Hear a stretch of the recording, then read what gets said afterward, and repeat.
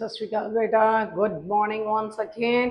सो first order zero order बहुत important part हमारा chemical kinetics का we have already done with. आज छोटे छोटे कुछ टॉपिक्स ऐसे करेंगे जो चैप्टर में हैं but not quite important, but even then chapter पूरा करना होता है। जब एग्जाम में जाते हैं तो इट इज अनप्रेडिक्टेबल कि आपको कहाँ से क्वेश्चन आएगा। सो आज का टॉपिक है, initially we will be dealing with second order, third order, further order till nth order kinetics के साथ डील करेंगे। इनकी integrated rate equation find out करने की कोशिश करेंगे एंड देयर हाफ लाइफ। ठीक है, तो फर्स्ट ऑर्डर का, जीरो ऑर्डर का हाफ लाइफ हमने ऑलरेडी डिस्कस कर लिया था। What was that? For your zero order it was concentration of A is equals to A naught minus KT। Graph हमने डिस्कस कर लिया था, concentration versus time, intercept A not, slope minus K. And for your first order, it was in terms of log of your base value 10 के साथ log of your final concentration is equals to log of your initial concentration minus KT upon 2.303। Parallel सा ही graph इसका था, बस इस बार concentration में log A था, time intercept log A naught था बेटा जी, slope was minus k upon 2.303 था। तो ये हमने पिछली क्लासेस में we have already discussed about this. ठीक है, काफी इंपॉर्टेंट मैंने कहा था फर्स्ट ऑर्डर, तो बहुत ज्यादा इंपॉर्टेंट है for your examination view point. तो आज पहले डिस्कशन करते हैं बेटा for second order. Second order reactions, for example second order की बात करते हैं पहले। सेकेंड ऑर्डर काइनेटिक्स, चाहे पैरेलल में थर्ड ऑर्डर भी चलाते हैं बेटा, थर्ड ऑर्डर काइनेटिक्स। ठीक है, ये दोनों पैरेलल में सॉर्ट आउट करने की कोशिश। तो लेट अस कंसिडर कोई भी chemical reaction is getting converted into products. ठीक है, इसकी दोनों पैटर्न से रेट ऑफ रिएक्शन लिखें। Rate of reaction is equals to k concentration of A. कौन सा ऑर्डर रिएक्शन बेटा? It is what order reaction? It is your second order reaction. ठीक है, दूसरा pattern of writing it is rate is equals to minus dA upon dt। दो equations, दोनों का left side same, right side उठा के equate करें। Right side उठा के इक्वेट करेंगे, आपके पास क्या आएगा? It will be your minus dA upon dt is equals to your K concentration of A part 2। ठीक है, रीअरेंज करें इसको इधर ले, माइनस का साइन भी उधर ले ले, d upon concentration of A का square is equals to minus k into d d. अब ये हमारी बनी इक्वेशन नंबर 3। इक्वेशन नंबर 3 को बेटा जी इंटीग्रेट करेंगे, क्या लिमिट्स लेंगे? जब टाइम हमारा इंटीग्रेट करेंगे, जब टाइम हमारा जीरो, उस टाइम जब टाइम जीरो कंसंट्रेशन, जो हमारी कंसंट्रेशन है कितनी? ए नॉट। अब तक तो रट जानी चाहिए, बहुत बार कर चुके हैं। टाइम जीरो कंसंट्रेशन, सिर्फ रिएक्टेंट्स ही आपको नजर आएंगे कंटेनर में। When time approaches to T, concentration of your reactants changes to A. ठीक है, कंसंट्रेशन ए में तब्दील होंगे। सो लिमिट्स लगाएं यहाँ पे, integrating equation number 3। Equation number 3 की इंटीग्रेशन करेंगे जब आप, लिमिट्स क्या हमारे पास? ए नॉट से ए है बेटा, इसकी इंटीग्रेशन आपको करनी है D A upon concentration of A का स्क्वायर, कांस्टेंट टर्म्स बाहर, इंटीग्रेशन 0 टू टी dt की कंसंट्रेशन, कंसंट्रेशन करें, यहाँ पे इंटीग्रेट करें बेटा।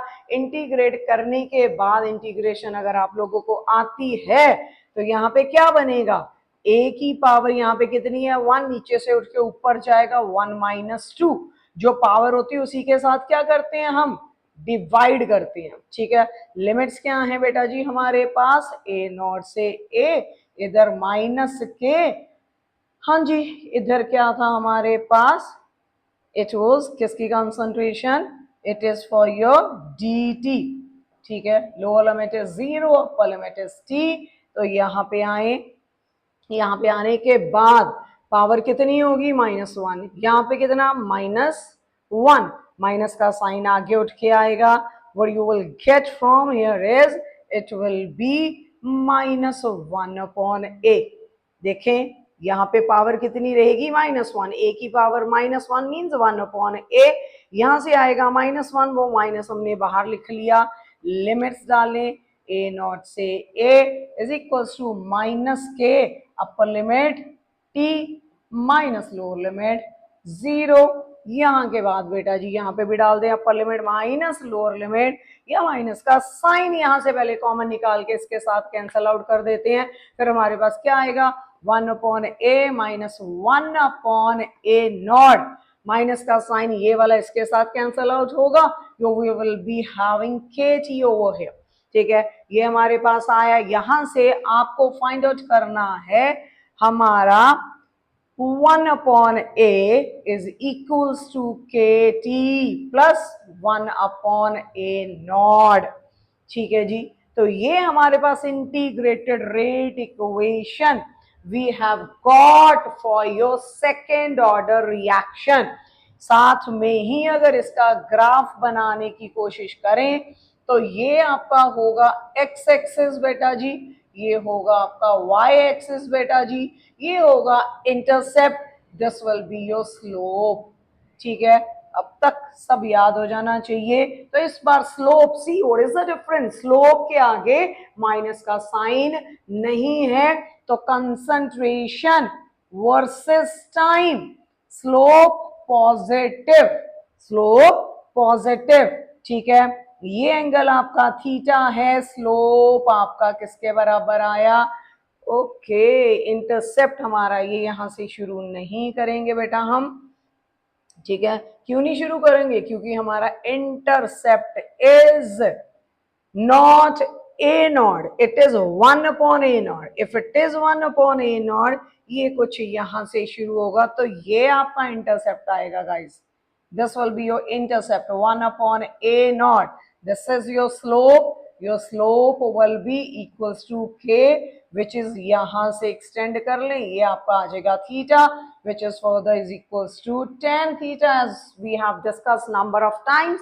तो ये हमारा concentration versus time का ग्राफ यहाँ पे आया, ये हमारी इंटीग्रेटेड रेट इक्वेशन आई for second order reaction. Second order reaction का ही बेटा रेट वर्सेस टाइम का ग्राफ भी एक नजर निकाल लें।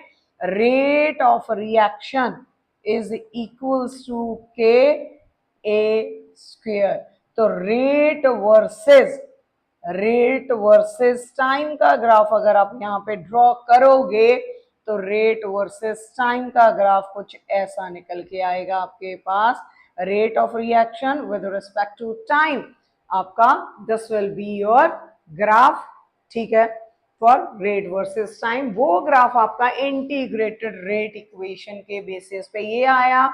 आपने इंटीग्रेट किया द अबव इक्वेशन, कौन सी इक्वेशन, डिफरेंशियल एंड आपका कौन से लॉ से, that is rate law expression. Rate law expression ये डिफरेंशियल फॉर्म ये इक्वेट करके इंटीग्रेट किया, इंटीग्रेशन आप सभी को आती होगी। फाइनल एक्सप्रेशन हमारे पास 1 upon A is equals to के T minus 1 upon A naught. Graph हो गया, पैरेलल ही ट्राई करके देखते हैं for a third order. Third order के बाद कोई शॉर्टकट फाइंड आउट करते हैं कि क्या इस रिएक्शन के लिए हमारे पास कुछ शॉर्टकट रहेगा कि नहीं रहेगा, लेट्स सी। तो हमारे पास अब है बेटा that is for third order reaction. Third order reaction का मैकेनिक्स, कोई भी रिएक्शन कंसिडर करें, ए गिविंग यू प्रोडक्ट्स। सो दोनों फॉर्मेट में इसका रेट लिखें, रेट इज इक्वल्स टू के, कौन सा ऑर्डर है, थर्ड ऑर्डर, पावर 3। दूसरा pattern, rate is equals to stoichiometry 1/1 negative में minus D A upon D T. बेटा जी दोनों इक्वेशंस को 1 and 2 को इक्वेट कर दें, लेफ्ट साइड सेम है, राइट हैंड साइड उठाएं, इक्वेट करें, d A upon D t is equals to k A की पावर 3। हाँ जी, रीअरेंज करें, स्टेप्स रट जाने चाहिए। अब इस तरीके से we are repeating same steps daily, ठीक है। तो ये उठ के इधर आएगा, ये उठ के इधर जाएगा, so it will be D A upon A cube. बेटा A cube is equals to minus K into D T. Equation number 3 को क्या करोगे, इंटीग्रेट करोगे, integrating the above equation, integrating the above equation. तो यहां से ऊपर वाली इक्वेशन को इंटीग्रेट के लिए लिमिट्स, सेम लिमिट्स बेटा, सेम लिमिट्स। क्या लिमिट्स, जब टाइम 0 कंसंट्रेशन कितनी, concentration will be your A naught. When time approaches to some other time, after half an hour, after 20 minutes, after 1 hour, whatever it could be, when time approaches to T, the concentration of your reactants definitely will change to A. तो ये limits डालें, ऊपर वाली equation को integrate करें, parallelly चल रहा है हमारा, so that you can compare the things. तो यहाँ पे बेटा ऊपर इक्वेशन थी डी ए अपॉन ए का क्यूब, इसको इंटीग्रेट करेंगे ए नॉट टू ए, इधर है हमारे पास कांस्टेंट टर्म माइनस के। बेटा जी हमारे पास इंटीग्रेशन है डी टी की 0 to t। अब हमारे पास यहाँ पे इंटीग्रेशन अगर आपको आती है, चलो मैं स्टेप्स कर ही देती हूं। ऊपर क्या है हमारे पास, बेस वैल्यू सेम है दोनों की, ए 1 माइनस नीचे से उड़ के गया 3। इंटीग्रेशन में जो पार रहती है उसी के साथ क्या किया जाता है बेटा जी, दैट इज डिवाइड। लिमिट्स क्या है, ए नॉट से ए तक, इधर आए, it is minus K D T, lower limit upper limit, further आगे माइनस करके कितना बचेगा यहाँ पे हमारे पास, what will be your answer from here, यहां से आएगा बेटा -2, यहां से भी आएगा कितना -2, सो it will be 1 upon, minus का साइन ये लिख लिया, 2 बचा हुआ है यहाँ पे a की power -2 means 1 upon a, 1 upon a power कितनी square, it will be, minus common ले लेते हैं, लिमिट्स क्या है, a naught to a is equals to यहाँ पे minus K, upper limit minus lower limit t minus 0। ठीक है बेटा, आगे चलते हुए आगे हमारे पास क्या आएगा, upper limit minus lower limit, ये माइनस का साइन इसके साथ will go off, will cancel out. Upper limit कितना है 1 अपॉन 2a का square minus lower limit 1 upon 2a naught का स्क्वायर बेटा जी। सो अपर लिमिट एक ही, this lower limit is a naught is equals to kt. So you have got your expression for your integrated law। ठीक है, ये आ गया। अब इसका ग्राफ फिर से ड्रॉ करना, उसके लिए इसको उधर शफल करते हैं। So 1 upon 2a square is equals to kt plus 1 upon 2a naught का स्क्वायर।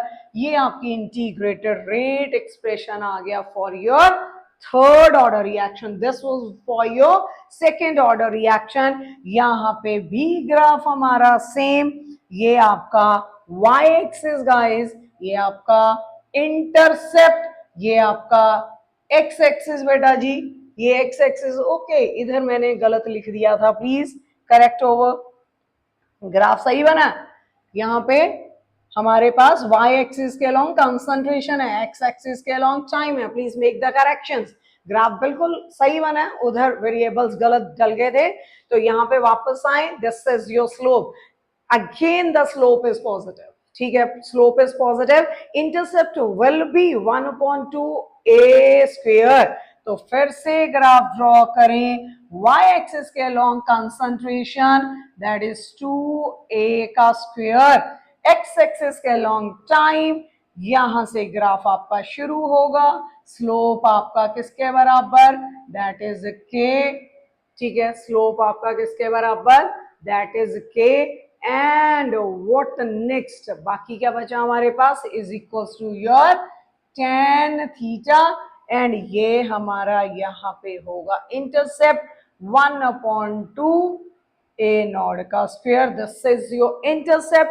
इसका भी बेटा रेट वर्सेस टाइम का ग्राफ ड्रॉ करोगे तो सेम तरीके का ग्राफ ही होगा जैसा कि सेकंड ऑर्डर के लिए था, रेट वर्सेस टाइम का, रेट वर्सेस टाइम, ठीक है। तो ये हमारे पास आया क्या, this is what you have got for your which order, this is your third order reaction, this is your third order reaction का integrated rate expression for your third order।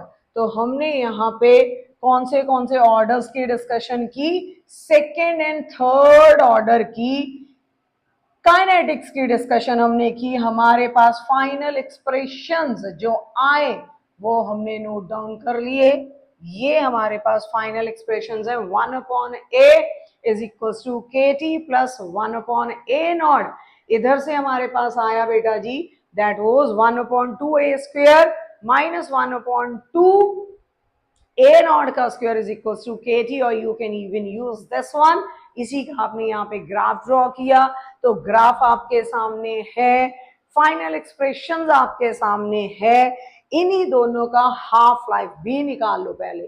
So let's write down for second order, we have got 1/a is equals to kt plus 1/a naught, दूसरे का आया बेटा जी 1/2a square, ठीक है, is equals to kt 1 plus का sign plus 2a naught का square, ये आ गया, इसी का हाफ लाइफ निकालो, हाफ लाइफ क्या होता है, what is half life, half life is the time in which your half of the reactants are converted into products, आधे reactants तब्दील हो चुके हैं किसमें, प्रोडक्ट्स में, that means your A will be is equals to A naught by 2, 50% reaction is over, तो A की जगह पे कितना डालेंगे बेटा जी, A की जगह पे डालेगा A naught by 2, तो इसको भी इधर ही ले लेते हैं, 1/a minus 1/a naught is equals to kt, a की जगह पे 1/a naught by 2, 2 पलट के जाएगा बेटा ऊपर, ठीक है, minus 1/a naught is equals to kt, यहां से एलसीएम लिया, नीचे आ गया a naught, ऊपर आ गया 2 माइनस 1, ठीक है, 2 minus 1 which comes out to be 1/a naught is equals to k, कौन सा, half life, it is your half life, तो हाफ लाइफ का एक्सप्रेशन हमारे पास क्या आया, that is t half is equals to 1/k a naught for your second order, second order का half life, third order का हाफ लाइफ भी parallel में ही निकाल के देखें,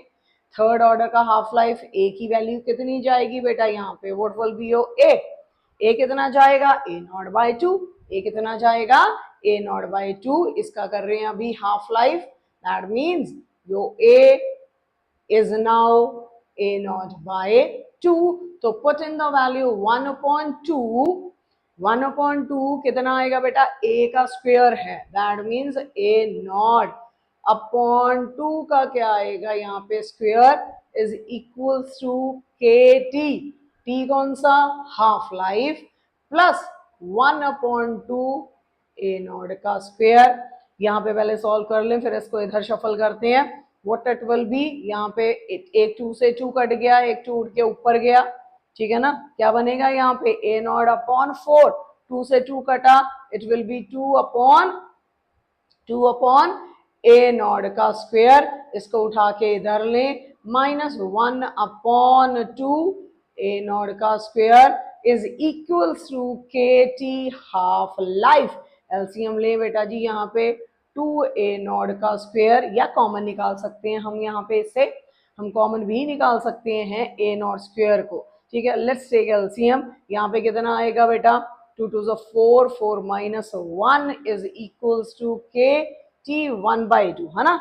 This was a naught, this is 2 a naught, so we have taken this as LCM।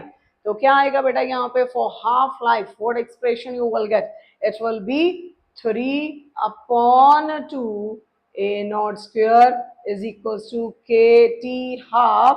आपको half life यहाँ पे कैलकुलेट करना था, तो क्या आया guys, it is a half life for your third order reaction is equals to k, ठीक है, is equals to, ये इधर ही रखा, k is उठ के इधर गया, तो क्या बनेगा बेटा ये, this will be 3 upon 2k a naught का square।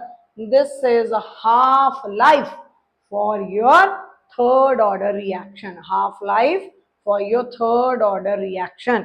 तो हमने इंटीग्रेटेड रेट इक्वेशन डराइव किया, हमने हाफ लाइफ डराइव किया, किसके लिए, सेकेंड ऑर्डर के लिए, थर्ड ऑर्डर के लिए। ये हमारा हाफ लाइफ था फॉर सेकेंड ऑर्डर। ठीक है, तो इसका कोई शॉर्टकट बना के देखने की कोशिश अगर हम करें, तो इसका शॉर्टकट क्या बन सकता है बेटा, यहाँ पे दिस इज 1 अपॉन ए के टी 1 अपॉन ए नॉट। ठीक है, तो ये हमारा सेकेंड ऑर्डर का रिएक्शन है for your second order reaction.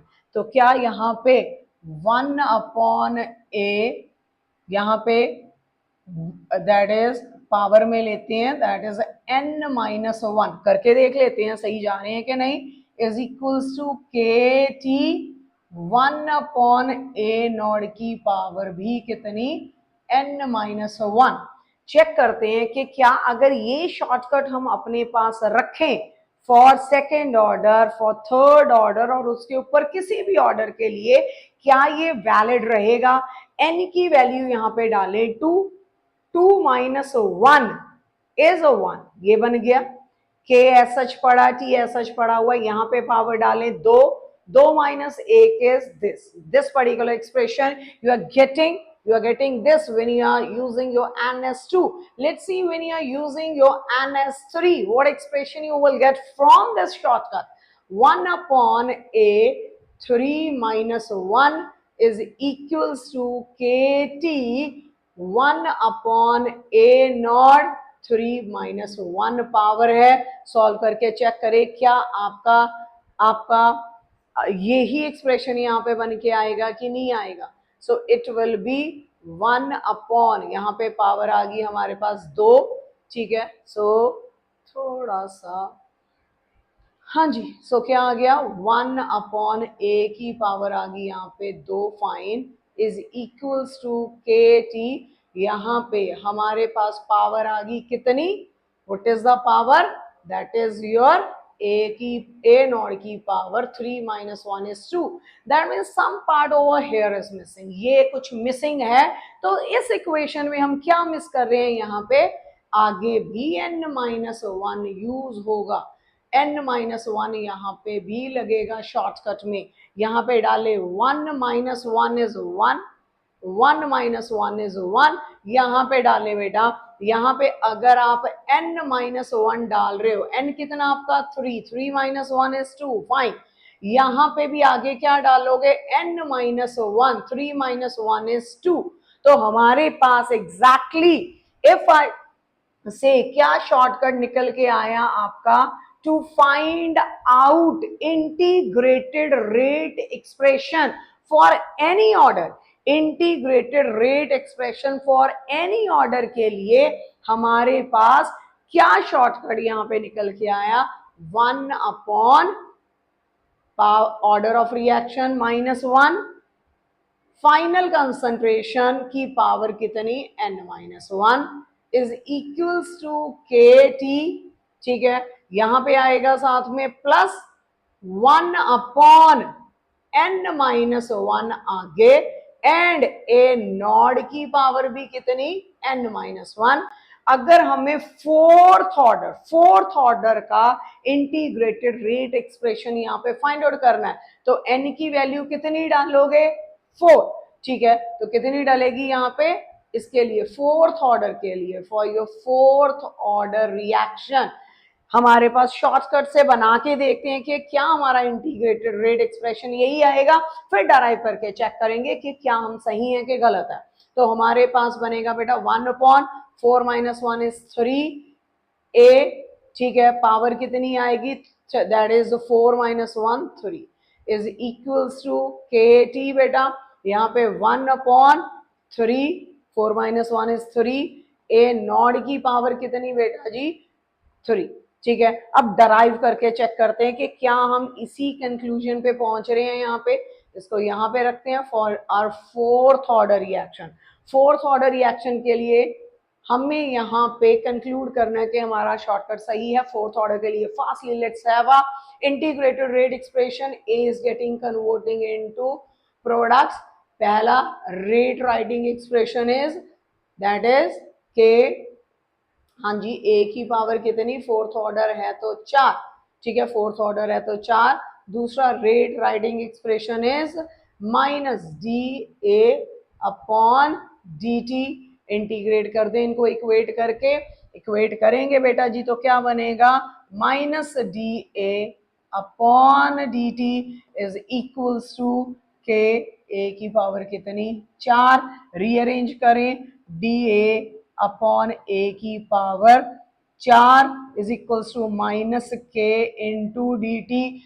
इसको इंटीग्रेट करें, लिमिट्स आपको पता ही है, यहाँ पे a नॉट से a, da/a की पावर कितनी, 4 इज इक्वल्स टू माइनस के integration of dt 0 to t। इसकी इंटीग्रेशन पावर कितनी आएगी, 1 - 4 कितनी आ जाएगी, 1 - 4 विल बी -3, विल बी -3। तो यहाँ पे कितना बचेगा बेटा जी, हमारे पास सॉल्व करने के बाद -1/3, a की पावर कितनी यहाँ पे, दैट इज 3। ये माइनस का साइन उधर ले लेते हैं, लिमिट्स हमारे पास है a naught to a is equals to, ओ माइनस का साइन हमने यहाँ पे फालतू लगा दिया क्योंकि बाकी सभी एक्सप्रेशंस में था, माइनस का साइन उधर उठा। अच्छा, we have already carried that minus sign to the other side, fine fine fine. ठीक है, नहीं सही चल रहे थे। सो हमारे पास माइनस का साइन उठ के इधर चला गया है ऑलरेडी। सो यहाँ पे upper limit minus lower limit, upper limit minus lower limit में क्या बन के आएगा बेटा जी, what it will be, it will be t - 0 means k। ठीक है, ये हमारे पास निकल के सामने आया, माइनस का साइन आगे पड़ा था वो उठा के हमने उधर लिया। ठीक है, अब यहाँ पे upper limit minus lower limit कर दें, अपर लिमिट माइनस लोअर लिमिट करने के बाद it will B 1/3a, 1/3a cube.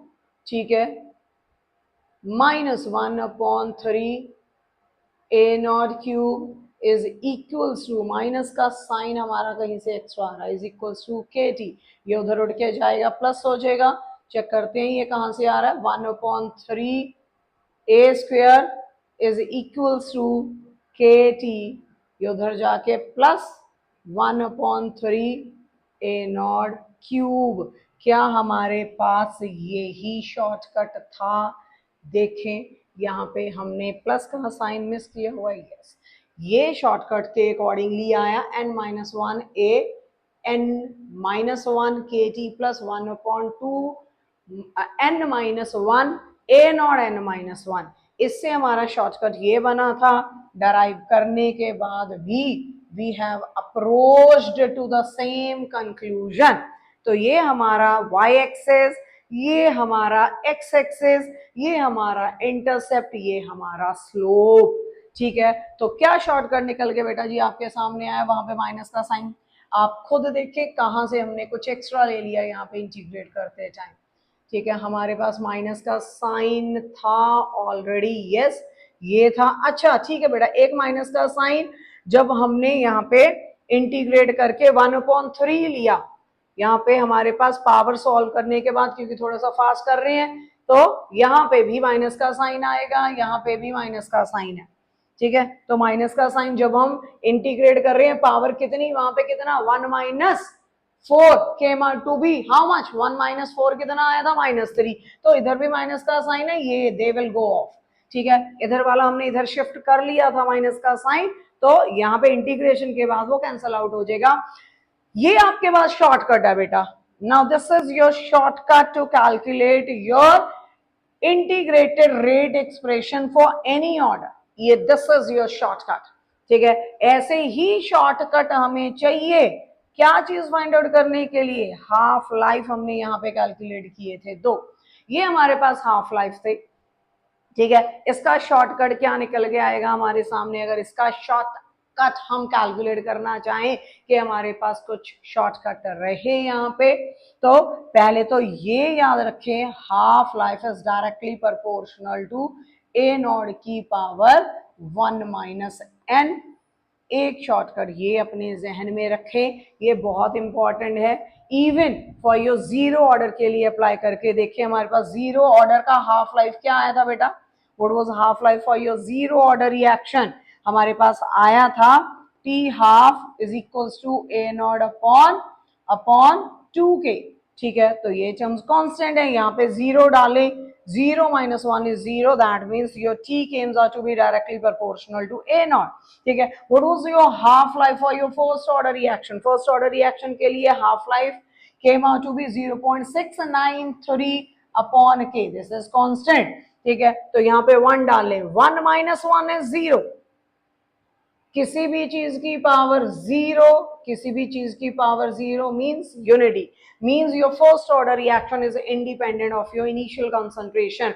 तो एक तो ये आपके एमसीक्यूज में हेल्प करेगा that half life is always directly proportional to initial concentration of your reactants, power will be 1 - n, ठीक है। तो ये shortcut first order, second order, third order, fourth order, कोई भी ऑर्डर के लिए this is very much important. हमने second order किया, हमने थर्ड ऑर्डर किया, हमने फोर्थ ऑर्डर भी डराइव किया, ये चेक करने के लिए कि क्या हमारा जो वहां से डराइव होके हमने एक शॉर्टकट निकाला है क्या वो वैलिड है। तो ये गाइस आपका shortcut to find out integrated rate equation for any order, n is order of the reaction, n-1, a is your final concentration, n-1, n is order again, a naught is your final concentration, बीच में plus का sign आ रहा है, ध्यान रखें यहाँ पे बीच में plus का साइन आ रहा है, आपका स्लोप भी हर बार पॉजिटिव में है। ग्राफ्स हमने डिस्कस कर लिए for your zero order, for your first order, for your second order, for your third order and for your every order। तो यहां से आपके ऑर्डर्स वाला सिलसिला खत्म करते हुए कि हमारे पास हाफ लाइफ क्या होगा, इंटीग्रेटेड रेट इक्वेशन कैसे डराइव करोगे, ये सारी की सारी चीजें यहाँ पे खत्म करने के बाद अगले टॉपिक पे चलते हैं बेटा, दैट इज मॉलिक्यूलैरिटी, जिसमें कोलिजन थ्योरी का भी जिक्र करेंगे थोड़ा सा। तो मॉलिक्यूलैरिटी एंड कोलिजन, मॉलिक्यूलैरिटी ऑफ रिएक्शन क्या रहता है ये करेंगे, ठीक है। इसी में आएगी थोड़ी सी हमारी collision theory, collision theory, molecularity, साथ में थोड़ा सी जिक्र होगा सूडो केमिकल रिएक्शन या सूडो सेकेंड ऑर्डर रिएक्शन या pseudo chemical reactions, pseudo chemical reactions. Pseudo means false, means देखने में कुछ और, एग्जैक्टली कुछ और। तो ये तीन टॉपिक अब जिनकी बात हम करेंगे, molecularity, collision theory, pseudo chemical reaction. पहले बात करते हैं बेटा जी कोलिजन थ्योरी क्या है, क्योंकि इसी पे खड़ा है हमारा क्या, इसी पे खड़ा है हमारा molecularity. So what exactly is collision? Collision क्या होती है? कोलिजन के बिना कोई भी केमिकल रिएक्शन पॉसिबल नहीं है, क्योंकि कोलिजन थ्योरी बेटा ये बताती है कि हमारे रिएक्टेंट्स के पास एनर्जी होगी तो वो मूव करेंगे तो वो आपस में कोलाइड करेंगे। ठीक है, कोलाइड करेंगे तो वो रिएक्टेंट्स प्रोडक्ट्स में कन्वर्ट होंगे। पर क्या हर एक कोलिजन इफेक्टिव होती है? क्या हर बार रिएक्टेंट टकराए और प्रोडक्ट मिल गया, ये पॉसिबल है? क्योंकि कोलिजन फ्रीक्वेंसी गैसेस की अबाउट 10⁻29 कोलिजन फ्रीक्वेंसी होती है, मतलब एक सेकंड में इतनी कोलिजन्स होती हैं। इसका मतलब तो गैसेस में तो continuously molecules are colliding among themself. इसका मतलब तो रिएक्शन विद नो टाइम खत्म हो जाना चाहिए यहाँ पे, but that thing is not happening. कुछ रिएक्शंस तो बहुत समय लेते हैं होने के लिए। इसका मतलब हर एक कोलिजन इफेक्टिव नहीं होता। ठीक है, अब इफेक्टिव कोलिजन क्या होता है? इफेक्टिव कोलिजन वो होता है जब हमारे रिएक्टेंट्स के पास सफिशिएंट अमाउंट ऑफ एनर्जी रहती है ताकि वो आपस में जब टकराएं तो प्रोडक्ट्स में कन्वर्ट हो सके। वो sufficient amount of energy her reaction के लिए अलग होती है। ठीक है, कम से कम एनर्जी जो रिएक्टेंट्स को चाहिए होती है प्रोडक्ट्स में तब्दील होने के लिए, that is said as threshold energy. Threshold means border line energy. कम से कम इतनी एनर्जी तो चाहिए रिएक्टेंट्स को ताकि वो प्रोडक्ट्स में कन्वर्ट हो सके, क्योंकि उतनी एनर्जी नहीं होगी तो मूवमेंट नहीं होगी, तो कोलिजन नहीं होगी। कोलिजन बारी बारी होगी, हर कोलिजन इफेक्टिव नहीं होती। इफेक्टिव कोलिजन्स वही होती हैं जो आपको टकराने के बाद रिएक्टेंट्स क्या दे दें? प्रोडक्ट्स दे दें। ठीक है, तो इफेक्टिव कोलिजन के लिए दो चीजें मैंडेटरी, कौन सी? First one is threshold energy, minimum amount of energy required for the reactants to convert into products. अगर इतनी एनर्जी नहीं तो आपके रिएक्टेंट्स एज सच पड़े रहेंगे, they will not get converted into products. Secondly, जब molecules they are colliding among themselves, are they colliding in a proper orientation? जब वो आपस में टकरा रहे हैं, क्या वो सही डायरेक्शन में टकरा रहे हैं? क्योंकि डायरेक्शन भी मैटर करता है यहाँ पे, मतलब orientation of collision also matters. हमारे पास अगर सारा दिन आपके मॉलिक्यूल्स इस ओरिएंटेशन में टकराते जा रहे हैं, if this is not the right orientation of collision, you will not at all get the products. For example, सही ओरिएंटेशन है आपका, ये एक रिएक्टेंट है, ये दूसरा रिएक्टेंट अगर ऐसे आके टकराएगा आपके ए वाले रिएक्टेंट के साथ, आपको अगर तभी प्रोडक्ट मिलेगा तो वो कोलिजन इफेक्टिव है। मींस हर डायरेक्शन में collision is not effective collision. Orientation proper collision के टाइम होना भी एक मैंडेटरी पार्ट है। So orientation of collision plus threshold energy with the reactants is the mandatory part during any of the collision.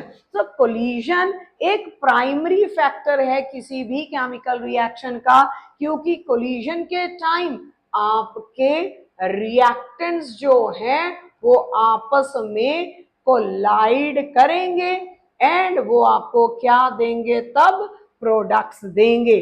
But कौन सी collision? Effective collision होनी जरूरी है। कैसी कोलिजन मैंडेटरी है? इफेक्टिव कोलिजन होनी मैंडेटरी है। इफेक्टिव कोलिजन किस किस चीज को कवर करती है? एक तो आपके रिएक्टेंट्स के पास थ्रेशोल्ड एनर्जी होनी मैंडेटरी। थ्रेशोल्ड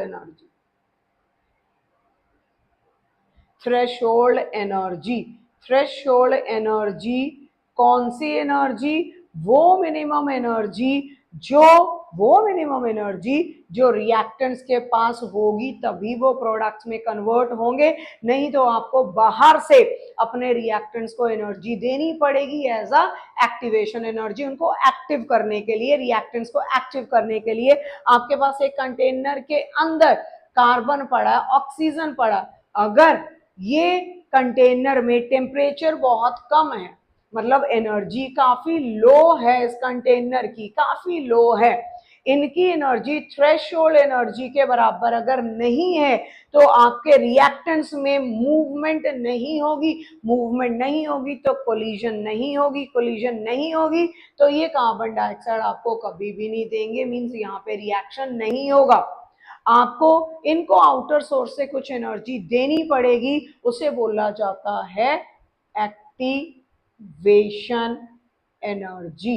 एक्टिवेशन एनर्जी वो एनर्जी जो आप अपने रिएक्टेंट्स को दोगे ताकि वो प्रोडक्ट्स में कन्वर्ट हो सके, ताकि रिएक्टेंट्स की एनर्जी किस एनर्जी के बराबर हो सके, थ्रेशोल्ड एनर्जी के बराबर हो सके एंड वो प्रोडक्ट्स में तब्दील हो सके। तो threshold energy is that minimum amount of energy, is that minimum amount of energy which the reactants must have so as to give the products। अगर एनर्जी कम है तो हमें बाहर से देनी पड़ेगी एज एक्टिवेशन एनर्जी, पहली चीज थ्रेशोल्ड एनर्जी। कोलिजन को इफेक्टिव करवाने के लिए proper orientation, proper orientation means direction of collision, direction of collision also matters. ठीक है, फॉर एग्जाम्पल आपके पास है मिथाइल ब्रोमाइड, आपके पास है CH3Br, इस पे एक न्यूक्लियोफाइल का अटैक होना है एंड यहां से आपको प्रोडक्ट चाहिए। अगर ये न्यूक्लियोफाइल यहाँ पे जाके टकराते जा रहा है इसके साथ लगातार, you will not get any product. ठीक है, अब होगा क्या, आपके पास मिथाइल में ये पड़ा ब्रोमीन, अगर आपका न्यूक्लियोफाइल पूरे 180 जहां पे आपका लीविंग ग्रुप पड़ा उससे 180 डिग्री के एंगल पे जाके अगर ये कोलाइड करेगा, 180 डिग्री के एंगल पे जाके कोलाइड करेगा, तब आपको यहां से प्रोडक्ट मिलेगा क्या, alcohol, you will get alcohol, proper inversion is there. ठीक है, जहां पे ब्रोमीन पड़ा था उससे 180 डिग्री के एंगल पे जाके आपका OH ग्रुप जुड़ा। So proper orientation is also mandatory during a chemical reaction. तो कोलिजन थ्योरी में हमारे पास थ्रेशोल्ड एनर्जी मैंडेटरी है, ओरिएंटेशन प्रॉपर मैंडेटरी है। टेम्परेचर बढ़ाने से कोलिजन फ्रीक्वेंसी तो बढ़ जाएगी, कोलिजन फ्रीक्वेंसी से डेफिनेटली चांसेस होंगे कि पहले मॉलिक्यूल ऐसे टकराते टकराते बीच में घूम के अपना डायरेक्शन भी बदलेगा, तो वहां पे चांसेस बढ़ जाते हैं क्योंकि नंबर ऑफ कोलिजन्स बढ़ने से प्रोडक्ट्स भी ज्यादा मिलने शुरू हो जाते हैं हमारे पास, बिकॉज टेम्परेचर बढ़ने से for every 10 degree rise in temperature rate of reaction becomes almost double. This is what is being written। ठीक है, तो हमारे पास कोलिजन होगी तो ही कोई केमिकल रिएक्शन होगा, अगर कोलिजन नहीं हो रही है तो केमिकल रिएक्शन पॉसिबल ही नहीं है। बट अगर कोलिजन हो भी रही है एंड मॉलिक्यूल्स के पास सफिशिएंट अमाउंट ऑफ एनर्जी नहीं है तब भी रिएक्शन नहीं होगा, उनकी ओरिएंटेशन प्रॉपर नहीं है तब भी रिएक्शन नहीं होगा। अब चलते हैं बेटा, कोलिजन के बाद डिस्कस करते हैं मॉलिक्यूलैरिटी क्या है, व्हाट इज एग्जैक्टली मॉलिक्यूलैरिटी। मॉलिक्यूलैरिटी में रिक्वायर्ड है कोलिजन थ्योरी का, मॉलिक्यूलैरिटी में रिक्वायरमेंट है कोलिजन थ्योरी की। Molecularity is number of molecules colliding simultaneously in a chemical reaction। कितने molecules, number of molecules, number of molecules, atoms भी हो सकते हैं, colliding simultaneously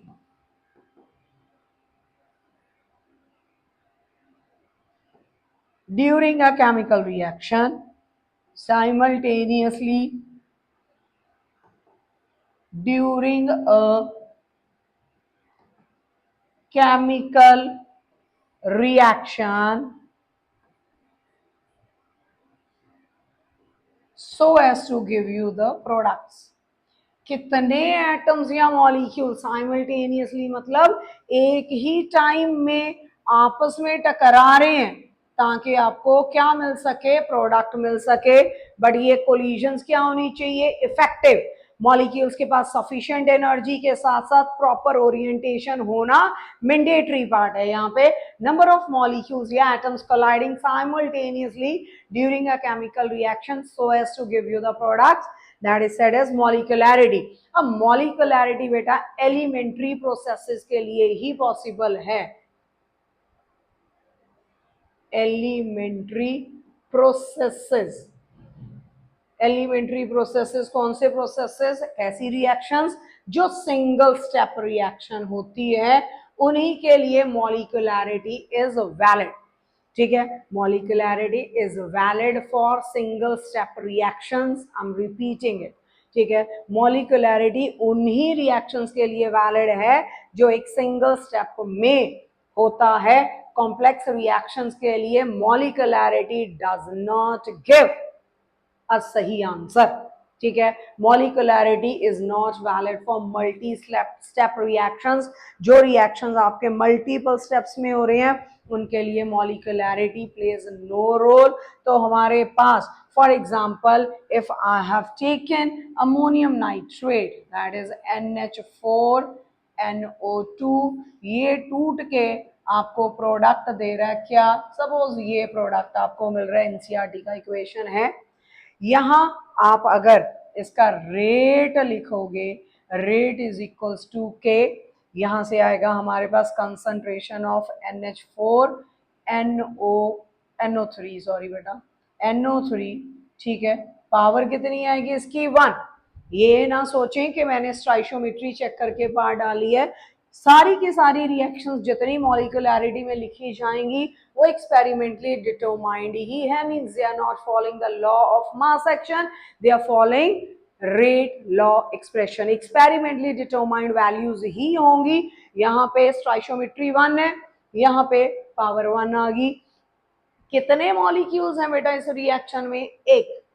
ठीक है, सो यहां की अगर मैं मॉलिक्यूलैरिटी की बात करूं, कितने मॉलिक्यूल साइमल्टेनियसली कोलाइड हो रहे हैं किसी भी एलिमेंट्री रिएक्शन में, reaction which is completing in a single step. ठीक है, उसको बोला जाता है मॉलिक्यूलैरिटी। मॉलिक्यूलैरिटी यहां पे कितनी होगी, एक ही रिएक्टेंट है, मॉलिक्यूलैरिटी 1, जो कि इसकी स्टोइशियोमेट्री भी है। Fortunately unfortunately experimentally determined rate भी सेम आया, मींस यहाँ पे order of reaction is also 1। तो एक हिंट और है आपके पास, एक रिएक्शन और कर लेते हैं। मैंने लिया hydrogen iodide, 2 mole hydrogen iodide I have taken which will split to give you hydrogen plus iodine. ठीक है, तो इसका रेट लिखें, रेट इज इक्वल्स टू के। यहाँ पे हाइड्रोजन आयोडाइड की पावर 2 ही है एक्सपेरिमेंटली भी, जो कि स्टाइशियोमेट्री भी है। फॉर्चुनेटली स्टाइशियोमेट्री एंड ऑर्डर सेम आ रहा। तो ऐसे केमिकल रिएक्शन, इसकी मॉलिक्यूलैरिटी क्या होगी बेटा, कितने मॉलिक्यूल साइमल्टेनियसली आपस में टकराएंगे so as to give you product 2। तो यहाँ पे मॉलिक्यूलैरिटी 2, ऑर्डर देखें, what is order, that is the part to which the concentration terms are raised in rate law expression। तो ऑर्डर भी यहाँ पे, यानी कि n की वैल्यू भी यहाँ पे कितनी आई, 2। तो हमारे पास molecularity, order, molecularity as well as order, जिन रिएक्शंस का सेम होता है उन्हीं पे एप्लीकेबल है हमारे पास मॉलिक्यूलैरिटी वाला कॉन्सेप्ट। मॉलिक्यूलैरिटी वाला कॉन्सेप्ट जो है, जहां पे हमारे पास ये दोनों चीजें सेम आ रही है, सो हमारे पास मॉलिक्यूलैरिटी जो है 1 हो सकती है, 2 हो सकती है, 3 हो सकती है। ठीक है, बट अगर हम कॉम्प्लेक्स ज्यादा, अगर हम सोचें कि हमारे पास 10-15 मॉलिक्यूल्स एक ही टाइम पे टकरा रहे हैं एंड आपको चांसेस है यहाँ पे प्रोडक्ट मिलने के, तो यहाँ पे चांसेस प्रोडक्ट मिलने के काफी कम, ऑलमोस्ट नेग्लिजिबल, क्योंकि 10 मॉलिक्यूल टकरा तो रहे हैं, क्या उनकी ओरिएंटेशन सही है। फॉर एग्जांपल मैं यहाँ पे मार्क कर लूं कि मेरा अगर मॉलिक्यूल ए यहां से, बी यहां से, सी यहां से, डी यहां से, ये यहां से, ये यहां से, ये यहां से, इन्हीं पॉइंट्स पे अगर ये टकराएंगे तभी आपको प्रोडक्ट मिलेगा। तो दिस इज प्रीटी इम्पॉसिबल। यहाँ पे पॉसिबिलिटी है कि ए अगर इस पॉइंट से टकरा रहा है, बी अगर इस पॉइंट से टकरा रहा है, कोलिजन फ्रीक्वेंसी बढ़ने से कभी ना कभी ये ओरिएंटेशन ऑफ कोलिजन आने के चांसेस हैं। बट जहां पे 10-15 मॉलिक्यूल्स, 6-7 मॉलिक्यूल्स, 3 से ज्यादा मॉलिक्यूल्स आपस में साइमल्टेनियसली टकरा रहे हैं, वहां पे chances of getting your reactants be converted into products बहुत कम होने शुरू हो जाते हैं, क्योंकि orientation of collision also matters बेटा। ओरिएंटेशन भी उतना ही जरूरी है। ऐसा नहीं है कि कोलिजन हो रही है and you are getting the products, no. ऐसे तो कोई भी रिएक्शन कभी भी किसी भी टाइम पे within no time will be over. ठीक है, अब एक रिएक्शन ऐसा उठा रही हूँ तो मॉलिक्यूलैरिटी बेटा हमारे पास फ्रैक्शन में नहीं होती, मॉलिक्यूलैरिटी हमारे पास 0 नहीं होती। मॉलिक्यूलैरिटी कैन बी 1, 2, 3। अगर मॉलिक्यूलैरिटी ऑर्डर के बराबर, दैट मीन्स वो रिएक्शन आपका एक्सपेरिमेंटली डिटरमाइंड है एंड फॉर एलिमेंट्री प्रोसेसेस है। ठीक है, एंड अगर कॉम्प्लेक्स रिएक्शंस की बात करोगे वहां पे मॉलिक्यूलैरिटी फाइंड आउट करनी पड़े तो वहां पे जो slowest step of the reaction होता है that determines the rate of the reaction. सबसे स्लो स्टेप जो रिएक्शन का होगा, 3 स्टेप्स में अगर रिएक्शन आपका कंप्लीट हो रहा है, so the slowest step will be rate determining step of your reaction वहां पे। ठीक है, molecularity can't be 0, molecularity can't be in fractional form. ठीक है, बहुत बड़ी वैल्यू मॉलिक्यूलैरिटी की नहीं होगी। I am repeating that, for if I have taken hydrolysis of my ester, मैंने उठाया ethyl ethanoate, that is CH3COOC2H5, this is an ester। इसकी doing hydrolysis, इसकी हाइड्रोलिसिस करवा रही हूं मैं। प्रोडक्ट्स में मुझे एस्टर क्या देता है टूट के बेटा, एक एसिड देगा, एक अल्कोहल देगा। तो प्रोडक्ट में मुझे क्या क्या मिलेगा, I will get CH3COOH plus C2H5OH। काफी इंपॉर्टेंट एनसीईआरटी का रिएक्शन है ये, स्टेरिफिकेशन। तो स्टेरिफिकेशन में एस्टर की हाइड्रोलिसिस हो रही है, जिसमें जो हमने वाटर उठाया ना बेटा, that is acting as a solvent and is taken in a very large amount. It is acting as a solvent and is taken in a very large amount. अगर बहुत ज्यादा है ये कम है, तो समय के साथ इसमें जो चेंज आएगी वो नेग्लेजिबल आएगी। मींस इसकी कंसंट्रेशन समय के साथ नामात्र के बराबर चेंज होगी। तो पानी अगर इसमें पड़ा हुआ है, बेअंत पानी पड़ा हुआ है, बहुत ज्यादा अमाउंट में पानी पड़ा हुआ है, एंड अगर आपको अब इस रिएक्शन का रेट लिखने के लिए बोला जाए तो रेट ऑफ रिएक्शन डेफिनेटली आप क्या लिखोगे कि कंसंट्रेशन ऑफ CH3COOC2H5, ठीक है, पावर 1, साथ में कंसंट्रेशन किसकी बेटा, पानी की। तो यहां पे हमारे पास अगर हमें ऑर्डर फाइंड आउट करना पड़े, ऑर्डर विल बी इसकी पावर 1, इसकी पावर 1, 1 + 1 विल बी 2। ठीक है, देखने में this is a second order reaction, but exactly this is not your second order reaction. This follows first order mechanism. First order reaction का mechanism follow करता है ये रिएक्शन। क्यों? क्योंकि इसमें ये समय के साथ बहुत ज्यादा चेंज नहीं होगा। You can say this is constant over here. If this is constant, this is constant. That means आपका जो rate of reaction होगा constant and ये भी constant, एक नया constant K dash into CH3COOC2H5। ये हमारे पास रिएक्शन देखने में second order, exactly following first order mechanism. ऐसे रिएक्शंस को हम सुडो केमिकल रिएक्शंस बोलते हैं। देखने में बड़ा ऑर्डर, एग्जैक्टली छोटा order, we call them as झूठे chemical reactions, pseudo chemical reactions. ठीक है, देखने में बड़ा ऑर्डर, एग्जैक्टली छोटा order. Best example hydrolysis of an ester, पानी की कंसंट्रेशन कांस्टेंट। तो यहां पे हमारे पास that is rate of reaction K dash, concentration of this K dash is what, concentrate K into this, ठीक है, K into this, क्योंकि ये भी कांस्टेंट है ये भी कांस्टेंट है, तो यहां से आएगा rate of reaction is equals to your that is K dash को और कैसे लिख सकते हैं, can we write K dash is equals to K into concentration of water, ठीक है, ये भी लिख सकते हैं। तो K डैश हमारे पास product of K and H2O है। यहाँ पे क्या आपको पता चला बेटा मैं क्या बोलना चाह रही हूँ? ऐसे केमिकल रिएक्शंस जो देखने में बड़ा ऑर्डर फॉलो करें बट एग्जैक्टली हो छोटे ऑर्डर के, देखने में second order following the first order mechanism are said as pseudo chemical reactions. कौन से रिएक्शन? Pseudo chemical reaction. एक और एग्जांपल है आपकी एनसीईआरटी में इसकी, दैट इज शुगर।